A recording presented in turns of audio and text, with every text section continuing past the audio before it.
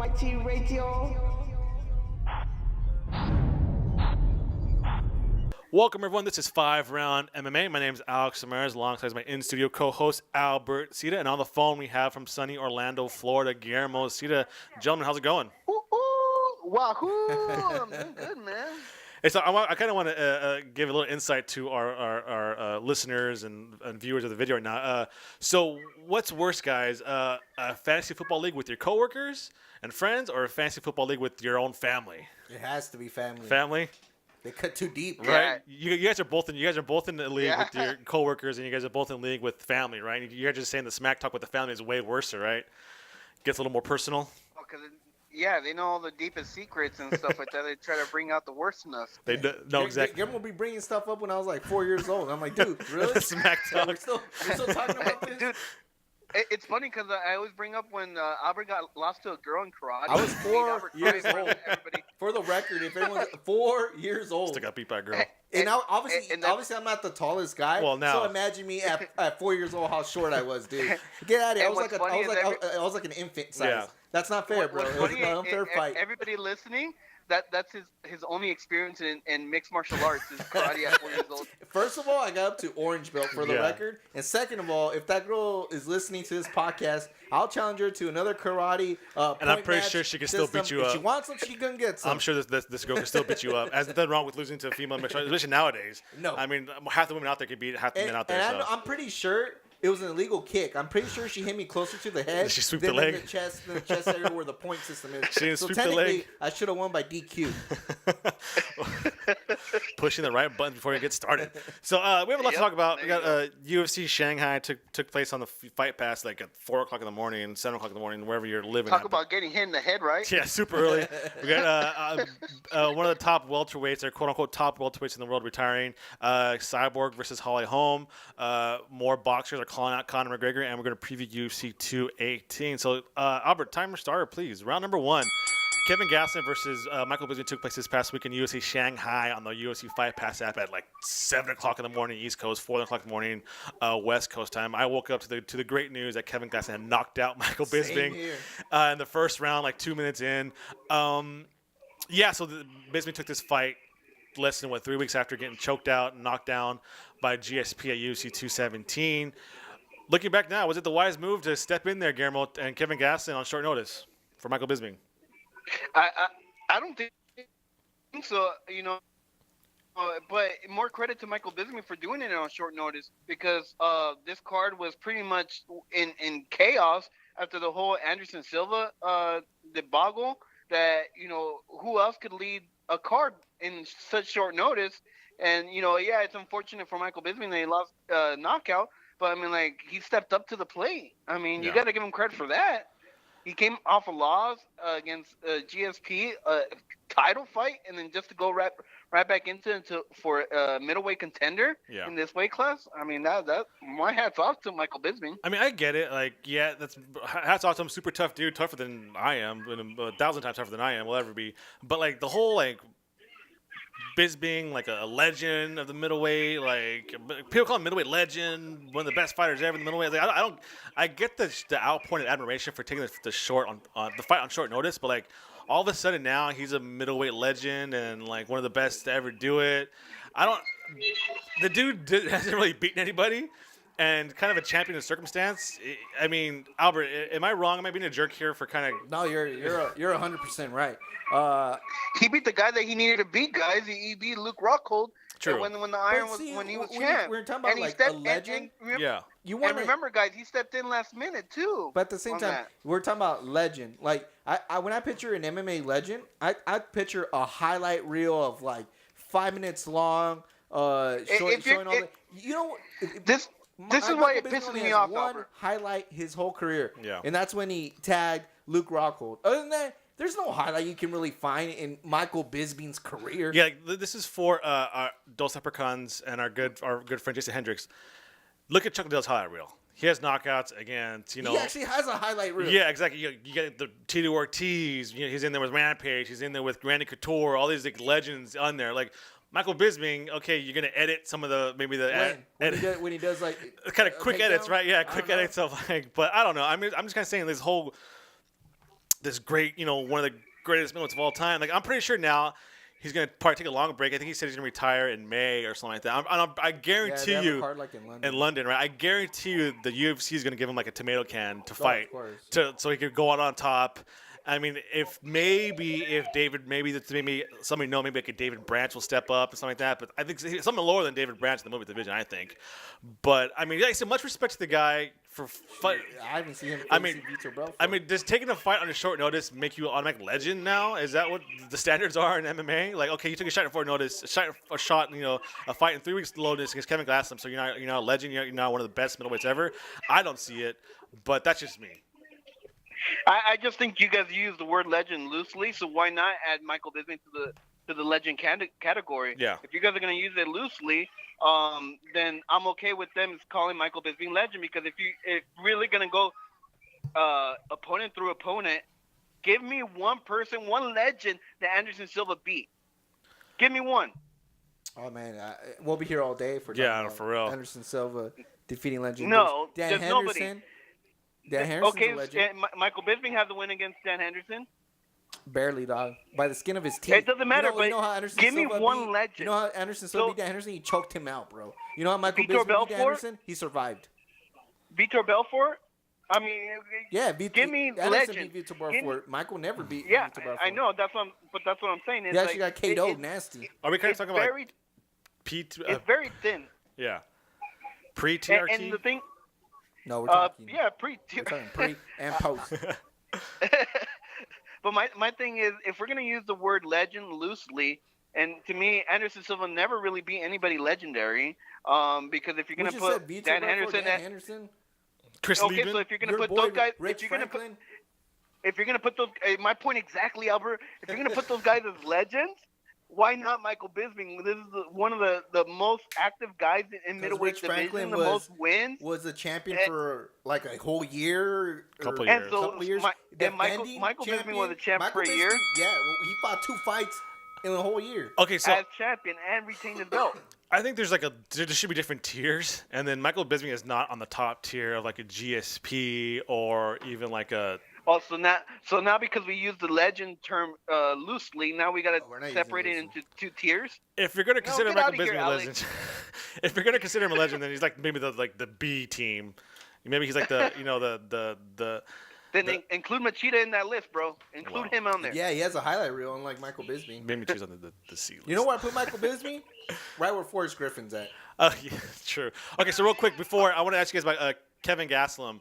I mean, he keeps knocking out the guys he needs to knock out in the middleweight division, I guess. But again, we keep pointing to the whole Cris Cyborg thing. He's super small for that division. Does he take his momentum from this middle division and try another crack at welterweight? I mean, we had to see it at the weigh-ins. The guy had to get naked, and he barely made it 186 pounds. So he was a pound over the limit. So I don't know. I honestly think that Kelvin Gastelum can be the middleweight champion. I honestly think that. If he can stick to what he stuck against Michael Bisping, which is KO first round. If he goes for the KO in the first round, I can see him easily be the middleweight champion, because I don't know what it is about Kelvin Gastelum. I don't know if he has heavy hands like I do, Albert, because you can attest to that. That maybe we have a fat tummy, but I don't know how it correlates to the fist. But man, they didn't even feel like full swings when I saw the highlights of the Michael Bisping fight. They didn't look like full swings. They were just really precision shots that knocked him out. And you saw Chris Weidman was rocked as well. Until he got to the later rounds and he used his weight advantage. I just really think if he's able to focus in on that first round, and then if he's able, go to second, third round, can he get to the fourth and fifth round where he might be a little bit more fresher than some of these bigger middleweights? I just want to say 2 things. One, I hope you guys know he jumps up 7 spots. He should jump out 7 spots. When Michael Bisping was second ranked, he was all the way down to 9th ranked, Kelvin Gastelum. Wow. And the second thing I want to point out, you know what? I wish he would. I actually want to see him in welterweight, but I wouldn't mind seeing him against Yoel Romero. Oh, Kelvin Gastelum? Oh, Yeah, Kelvin Gastelum. Oh my god. Because keep in mind, Yoel Romero was a small 185. By small, I meant height-wise, yeah, okay, yeah. not weight, Yeah. height-wise. So I think it'll be a good matchup. Wow. And yeah, I mean, just the whole fact that he has he barely makes a 186, 185 is like, dude, come on, man. Like no Johnny Hendricks here. So that's it for round number one. Go ahead, Guillermo. Well, the last thing I wanted to point out is all the middleweights are susceptible of a weak chin. I mean, if you look at Luke Rockhold. I mean, Michael Bisping was able to knock him out. They've all been. Chris Wyman. Even Robert Ripken was KO'd by Wonder Boy. Was he? And then, well, even the Derek Brunson fight, they're both wobbled, really. Remember? Yeah. So they're both. Everybody has a questionable chin. So that's it for round number one. So we'll see what Kelvin Gastelum has in next. I think he's kind of either way he can go, but if he wants to continue his diet the way it is, I guess he stays at 185. Yeah, he wants to stick to the tortillas, bro. That's what it's Christmas time, right? So that's it for round number one. We're gonna come back and talk about the retirement of the tournament in quotes of Ben Askren, the one fighting championship welterweight. Another legend, right? Exactly. Another legend. That's to be continued for round number two.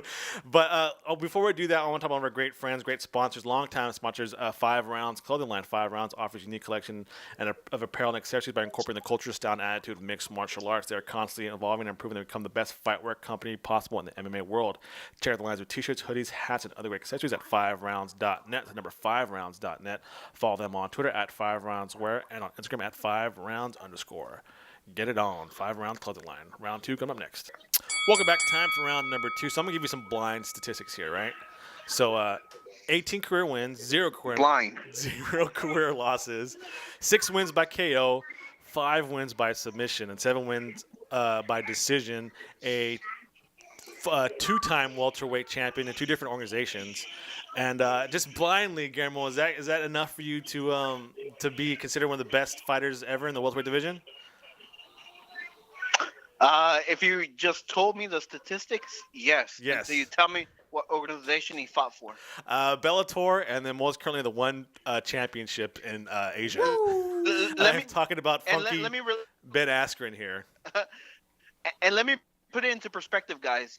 If you're in the NFL and you have that type of record, and like the New England Patriots or Tom Brady, you're a legend, right? You do that in the Canadian Football League, you're just another name. You're just another Kurt Warner before he went to the NFL, which is a grocery bag. Consider a legend in the NFL. No, not after the NFL, right? Yeah. So let's say I'm not too familiar with the Arena Football League, but if there's a comparable dynasty to the Patriots, it doesn't really kind of count, right? Like who's the leading touchdown scorer and or the touchdown quarterback in the Arena Football League doesn't really translate to the. So you're kind of saying here that Ben Askren needs to. I got a better one for you guys. Stephon Marbury of the Chinese Basketball League has a statue, a living legend in China. He killed it in China. A percentage owner of his own team, or like the general manager of his own team, like a living, walking legend of the Chinese Basketball League. But you compare him as one of the best in the NBA history, not even close. He's barely close. I guess he's an all-star. Not even considered. He was really good in the NBA, and he was even more dominant in China. Really good. But he was really good in the NBA. Really, Albert. But really good is not a Hall of Famer. Is not a legend. Okay, so here's the difference, so we're talking about funky Ben Askren, who was successful this weekend at UFC. That's okay, so he was successful this past weekend in what he says a retirement bout, TKO win over Shinaya Akoi, in 57 seconds. A TKO win. Well, he's a legend in Japanese mixed martial arts. So 18-0. After he said maybe I'm done here. I have my health. I'm a 2-time champion. He did kind of hint that he would maybe come out of retirement for the right price. Obviously, Guillermo, like you said, 18-0. I'm at the sign. Like he's a very good welterweight. I can't really call him the best ever because you got to be in the UFC. You got to maybe fight that echelon. So I want to ask you guys here. Okay, so let me two propositions here. Would it be better for Gastelum to maybe go in the UFC and maybe start at the bottom like a Jorge Masvidal? Because Dana White doesn't like the guy. He said go to Bellator first and won't sign you, and that's why he went to one championship. Or does he go maybe back to Bellator and maybe challenge a Rory McDonald? Would a win over Rory McDonald solidify his legacy? Will he do that? So Albert, what do you like? What do you think Ben Askren, if he does come back, what should he do? I think if he goes to Bellator, for a fact he's fine for the belt right off the bat, and he is going to get paid. I think if Rory McDonald can win the welterweight belt and Bellator convinces Ben Askren to come, it's going to be a big money fight. And if he does beat Rory McDonald, I think that there alone he can retire then because he's going to be considered one of the greatest of all time. Yeah. As far as UFC, I can see him doing like one and then the championship, but it has to be someone like you said, Mazdov or even Wonder Boy, which I think he has a big chance of beating. Yeah, I think he said he's friends with Tyron Woodley, Ben Askren, so he's not gonna fight Yeah. him. So, Guillermo too. Also, Ben Askren left in 2013 Bellator, and then a year later, Scott Coker did take charge. I think he kind of had a fallout with Bjorn Rebney. That's why he left. So, I mean, maybe Scott Coker can work his magic and bring in Ben Askren for maybe one more fight against Warren McDonald. So, you don't like him at all going back to Bellator? You want him to go straight in the UFC? No, Ben Askren? I think that I think that would at least solidify him a little bit better if he were to beat Roy McDonald. But to say that he's one of the best ever, I don't think Roy McDonald would do that for him. Roy McDonald has never even been champion. True. So what you're gonna proclaim Ben Askren as one of the best welterweights of all time when he beats a guy that's not even champion ever? He needs to fight. He beat all his opponents. He needs to fight. He needs to fight GSP. He needs to fight Stephen Wonderboy Thompson. One of those two guys, and then I would be like, yeah, solidified. Because he won't fight Tyron Woodley from what I've heard. So, and then right now, to be honest with you guys, the welterweight division is not a blockbuster weight division like it used to be. So, for him, the only fight that exists out there is Stephen Wonderboy Thompson and GSP. Because other than that, there's no real names. You guys can say Masvidal. You can say all these other names, Damian Maia, for crying out loud. It still wouldn't be enough, in my opinion. No, that's true. I also think maybe the UFC should maybe set out a feeler to Funky Ben because he's a good trash talker. He comes from a good camp in Rufus Sport. He trains with Anthony Pettis. He trains with CM Punk. That doesn't mean anything, but still the profile. He could maybe bring some new life into this because Tyron Woodley doesn't want to do anything with the division right now. Let's bring some guys who could talk trash, and just bring some more excitement in there because obviously it's kind of an influx right now when you have the champion doesn't want to fight anybody in the division, and then the pound for pound best ever welterweight champion GSP is in the middleweight division right now. So I mean I don't think it wouldn't hurt. Let's see. I mean, come on. Now that I thought about it a little bit more, you know what fight does exist for him? What is a Nick Diaz or Nate Diaz fight? I'll be good for against the Funky. Hey, I heard the going rate for Nate Diaz is $15 million. So if the UFC can pull that together. So that's it for round number 2. We're going to come back and talk about what could possibly be the greatest female fight ever on paper anyways. But before I do that, let's talk about one of our great new sponsors at Mobilitas. Mobility Tools, the best mobility tools on the planet. Durable, portable, manufacturable release products designed with more grip to help you improve performance and recover faster. Visit yourjointshouldn't for more information and shop the great lines of products. They're also on Instagram at Mobilitas. Like them on Facebook and visit youtube.com/yourjointshouldn't for great tutorials on how to stay healthy and get the best workout possible. Round 3 coming up next. Welcome back. Time for round number 3. So it was announced a couple weeks ago, UFC 219 main event for the women's featherweight championship. Cris Cyborg Justina versus Holly Holm. This was rumored about for a long time, but both women were kind of holding out for, I guess, for their, get the most money possible. I think Holly Holm was kind of holding out, from what I heard, the longest, anyways. So on paper, Guillermo, Cyborg versus Holm, is this could potentially be the greatest women's mixed martial arts bout in history? Two of the most decorated. I mean, on paper, look at both of their stats. Look at both their championship accomplishments, both in MMA and outside. I mean, come on now. Yeah, but no, it can't, Alex. And anybody that says it is are crazy. Look at just their current records right now. I'll give it to Cyborg. At least she's a champ still in that weight class. And I can't even recall the last time she lost. But Holly Holm is on a decline, guys. I don't care what you guys say or not. They had an opportunity right after Holly Holm beat Ronda Rousey to set up Holly Holm with anybody in the planet, and it would have been probably the spectacular on paper event that you can never watch. But right now, I'm not excited. I don't know what the big fuss is about. Holly Holm to me is on towards the end of her career. It seems like it. It seems like every other fight she's losing. So I just don't see it, guys. I don't see what the big fuss is about this fight. I think Rose Namajunas, even if it was like a catch weight, I know they're not in the same weight class, but to me that's a little bit more exciting. Even Joanna Jędrzejczyk versus Cyborg would excite me a lot more than Holly Holm. So you're talking about after Holm defeated Ronda Rousey, she lost to Miesha Tate, she lost the title, she lost to Valentina Shevchenko, and she lost to shockingly to Jermaine Duramity, but she bounced back to defeat Bethe Correia at 135. So I mean, she's in kind of influx. She went from 145 up to face the title, to face Jermaine Duramity, and she lost that fight. So she went back down to 135 and knocked out Bethe Correia. So yeah, she's basically 1-3 her last 4 bouts. I mean, Albert, do you think this is what she needed, or do you think she kind of hold on for the bigger payday to kind of hey, this is maybe my last hurrah. If I lose here, at least I got a big payday out of it. Nah, I think this is perfect. Again, people forget what Holly Holm is known for and what Cris Cyborg is known for. Holly Holm is known for being the first woman to beat Ronda Rousey because her stand-up. How long ago? But stay with me. And Cyborg, not that many people know, when she was having a tough time getting into UFC and getting that steam rolling, she actually took a straight-up Muay Thai fight and she lost. She lost in stand-up. And now you're going to fight against someone who is probably one of the best stand-up women fighters ever. So I think this is a perfect matchup. I think Guillermo's reading too much into the record because Holly Holm should have won maybe half of those, if not all of them, because they're very controversial. All those decision losses. Yeah. Except for the Miesha Tate fight where she actually choked out. She got choked out, even though she was beating Miesha Yeah, Tate he got choked out early on. But the point is here, they're both stand-up fighters.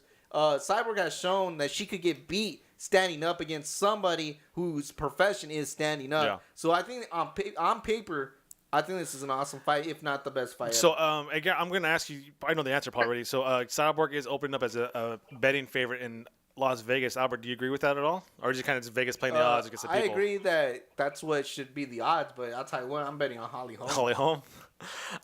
Yeah, I'm kind of tended to like. As much as I'm rooting for Holly Holm in this one, she does not really seem to rise to the occasion. And her last performances has kind of shown that. I mean, her first title defense, she lost to Miesha Tate. And then, obviously, she couldn't rise to the occasion against Valentina Shevchenko. And then when she had the opportunity to fight for the featherweight belt, she really didn't, rise to the occasion against Jermaine Duramity. So maybe when she's not feeling the pressure, maybe she performs better. I don't know. Maybe all the pressure. I mean, who's the pressure on, Holly Holm or Cyborg for this fight? In all honesty, it's Cyborg because this division was created for her. Crap. Holly Holm wasn't. She's not a featherweight. A featherweight, yeah, but Cyborg supposedly this division was created just for her. She's supposed to reign this division until she decides to retire. So all the pressure is on Cyborg. She's the betting favorite. So she's known for her stand up. So it's 100% on Cyborg. I disagree because Holly Holm, this is it. She loses, she's Mr. Relevant. But yeah, people are already writing her off though because she's coming off a bunch of losses. But Albert, even if Cyborg loses, Cyborg still offers a lot more in that weight class. I mean, Holly Holm, she loses.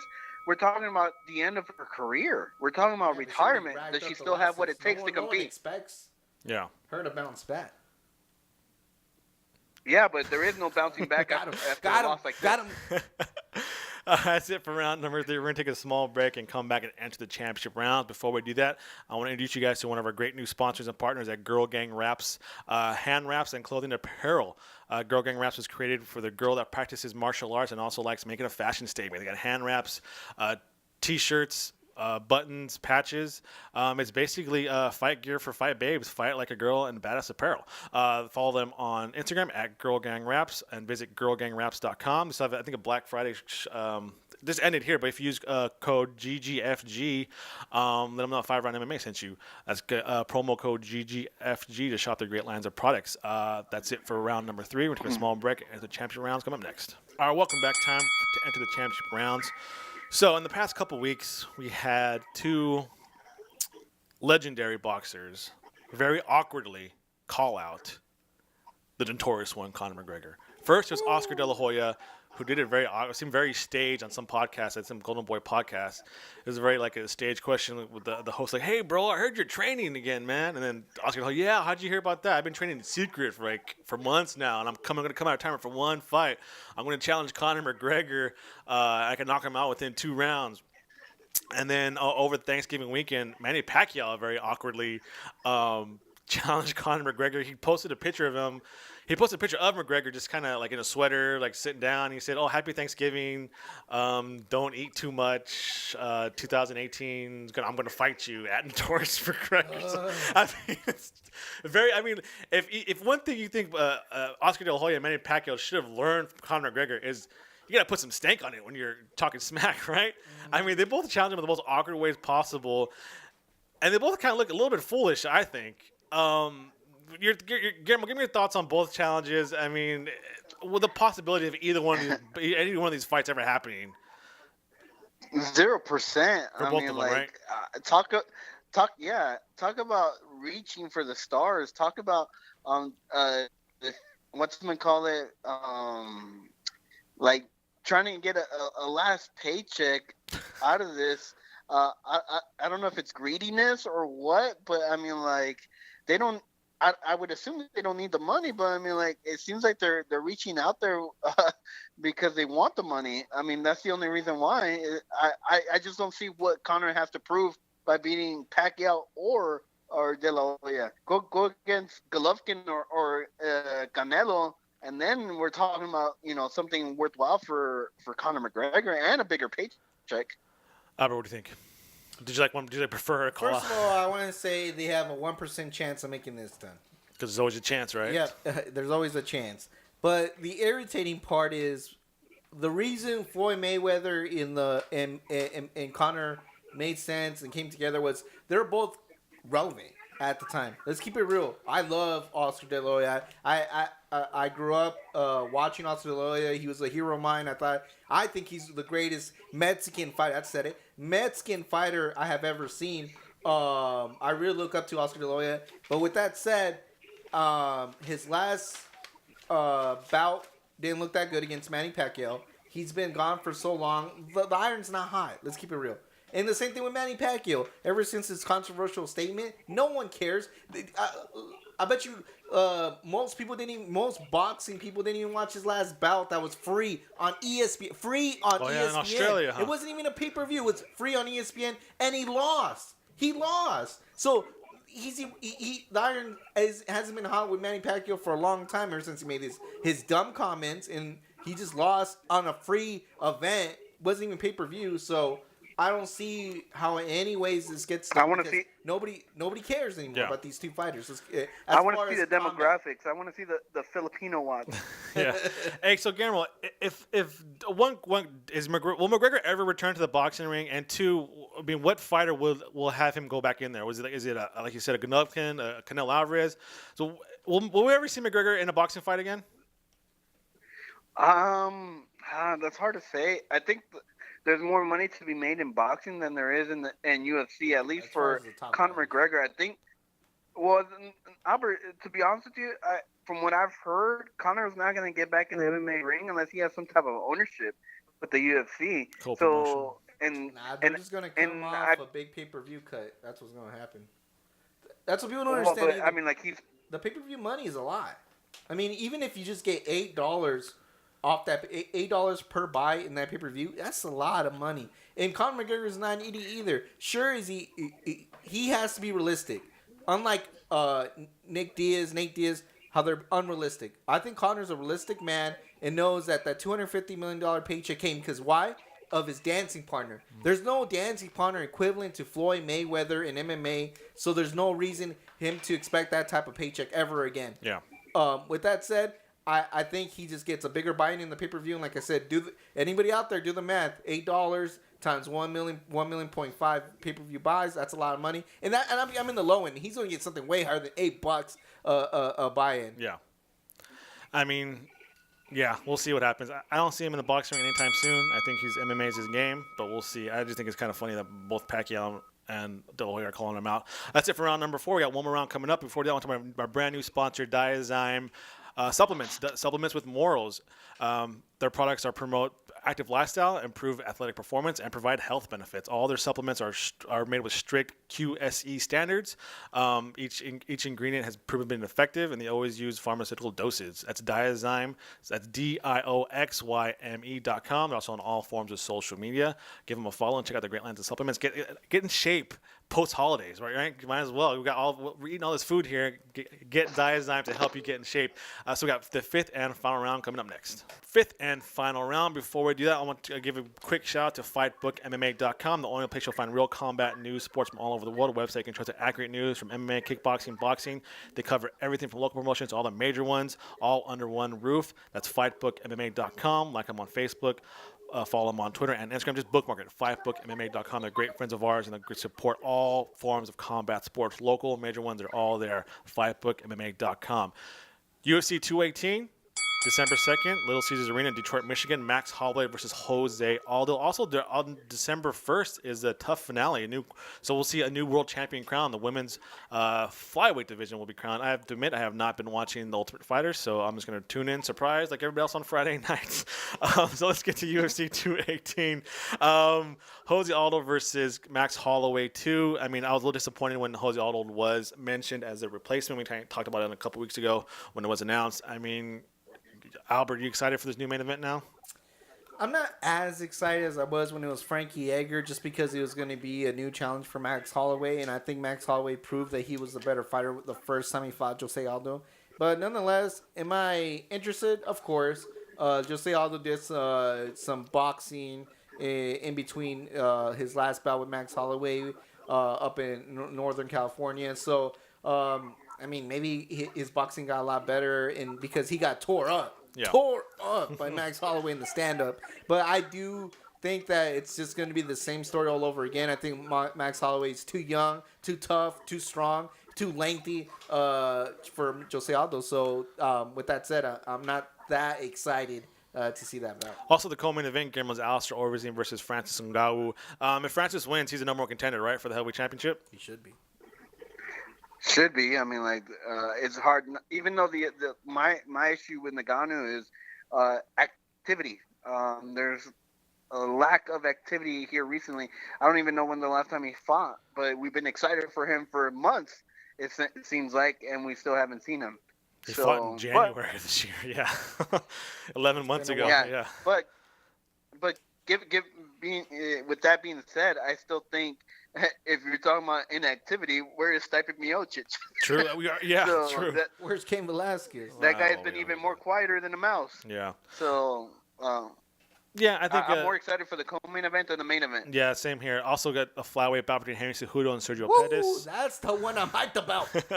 Henry Cejudo, the new and improved, right, Albert? You said he kind of... This is Conor 2.0. His stand-up reminded me so much of Conor McGregor's stand-up. It was so beautiful. I mean, I think he has the recipe to become the greatest flyweight ever. I said it, my mouth, the greatest flyweight ever. You know why? Because I'm entertained with these fights. Also, we got Eddie Alvarez versus Justin Gaethje. Justin Gaethje said recently that he must be the most violent person in UFC. So this fight could be pretty brutal, and I think he's won over a lot of people. Can I give you a prediction on this one? Yeah, go ahead. Two guys that are going to be rocked. Yeah, and we've seen Eddie Alvarez go in scraps, especially with remember his scraps with Michael Chandler. Yeah. Those are scraps. Those are wars. So that actually, maybe bump that up to the maybe Max Holloway obviously champion deserves. Yeah, and then also you got the women's strawweight bout, Tecia Torres versus Karate Hottie Michelle Watterson, rounding out the main card here. So actually pretty good main card, pretty solid main card. Yeah, Charles Oliveira versus Paul Felder. You got Felice Herring as Courtney Casey on this bout. So a pretty solid card from top to bottom. Like I said, I would be more excited. I agree with you, Albert, if it was Frankie Edgar against Max Holloway. But I mean, we need a main event. Let's get one title on there. I'm interested to see. I think if Alistair Overeem defeats Ngannou, he's going to call for a title shot. I don't think he's not going to get it. I think he's maybe fight. I don't know how he does not get it. Let's keep it real. Fabricio Verdum does not deserve that heavyweight belt. Yeah. He fought two guys that were technically not even close to being ranked in the top 5. Let's keep it real. And at the same time, he got KO'd by the current champion. Yeah. We need some new blood into this heavyweight division. And I'm kind of hoping too that maybe Henderson. Go ahead, Guillermo.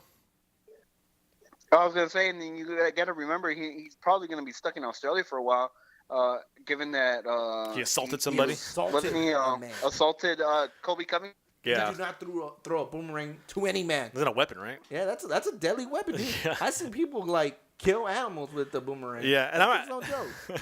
I'm hoping too that maybe Cejudo kind of defeats Sergio Pettis. That way we don't have a new challenger for Demetrius Johnson, and that way he can finally officially accept the bout with TJ Dillashaw. So he can take that L. Yeah, because I think if Pettis wins, then Mighty Mouse is going to be calling for a bout with Pettis instead of getting the TJ Dillashaw money that he wants, because he's been super quiet on the whole TJ Dillashaw thing. So we'll see how that goes. That is how much time we got. We got like 25 seconds. That's UFC 218, Holloway versus Aldo 2 live on pay-per-view, Saturday, December 2nd in Detroit, Michigan. The prelims will be on Fox Sports 1. Follow the early prelims on UFC Fight Pass. This should be a great card. Hopefully we see some needle movers, I think. We need a needle mover. Actually, I think we're going to see a lot of finishes. I'm not going to lie to you. Yeah. I feel it. I sense it. Yeah. I think there's going to be finishes on the main card. That's it for this week's show. I want to give a shout-out to the Dos Leprechauns podcast, our great friends Jason and Nate Hendricks. Talk everything Notre Dame football, professional wrestling, mixed martial arts, sports, pop culture, and general. Follow them on all forms of social media. Dos Leprechauns podcast. I think they're actually up in Stanford this past week for the Stanford Notre Dame game. So that's some great insight there. They're like right on the field, I think, almost. Yeah. So that should be some great insight. Make sure to catch our next podcast where they review that. And as far as us, make sure to follow us on Twitter and Instagram at FiveRoundMMA. Subscribe to us on Apple Podcasts, Podomatic, and YouTube. Like us on Facebook and visit FiveRoundMMA.com. Albert, what do you got? Just want to say, Starcade happened? What? It's live as a house show to me. Wahoo! The cream of the crop. You are now listening to Afro Mighty Radio.